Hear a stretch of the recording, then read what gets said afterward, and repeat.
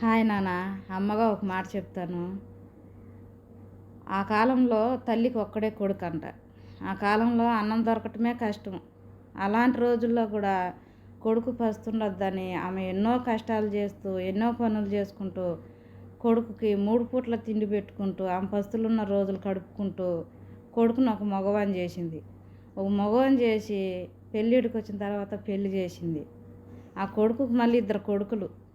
అంతలేకి ఈమెకు ఆరోగ్యం మంచాన పడింది.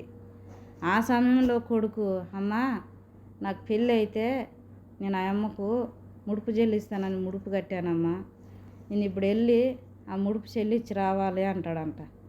నాయనా, నా ఆరోగ్యం అంతంత మాత్రమే, ఇప్పుడు నేను ఎప్పుడు చనిపోతానో తెలియదు, ఈ టైంలో నా పక్కన ఉండరా, నాకు కొద్దిగా ధైర్యం ఉంటుంది అన్నాడంట.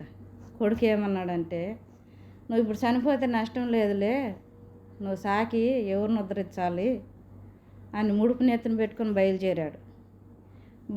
ఎన్నో రోజులైంది, కాలు నడకైతే నడుస్తుందే తప్ప అమ్మని చేరుకోలేకపోయాడు. ఆకలి, దప్పి, బాధ, ఏడుపు, కాళ్ళల్లో బొబ్బలు, ఇన్ని రకాలుగా ఇబ్బంది పడుతున్నాడు తప్ప ఆమెనైతే చేరుకోలే. ఇక నా చేత కాదు అని ఒక చెట్టు కింద కూర్చొని ఏడుస్తూ ఉన్నాడు.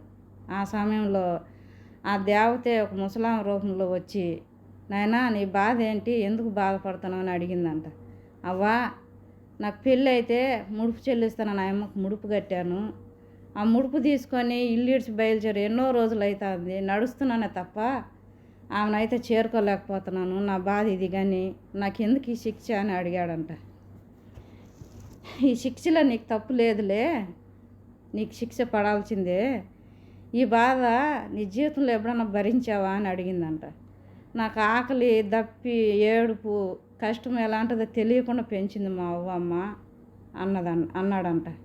అరే మూర్ఖుడా, ఇన్ని రకాలుగా నీకు తోడు నీడగా ఏ బాధ తెలియకుండా పెంచిన ఒక తల్లి, ఒక దేవత ఇంట్లోనే పెట్టుకొని నీ స్వార్థం కోసం మొక్కున్న ఒక మొక్కు తీర్చడానికి వచ్చిన వానివి, ఆ తల్లి కడుపు చల్లబరచననివి ఈ తల్లి మొక్కు నువ్వు ఎలా తీర్చగలుగుతావురా?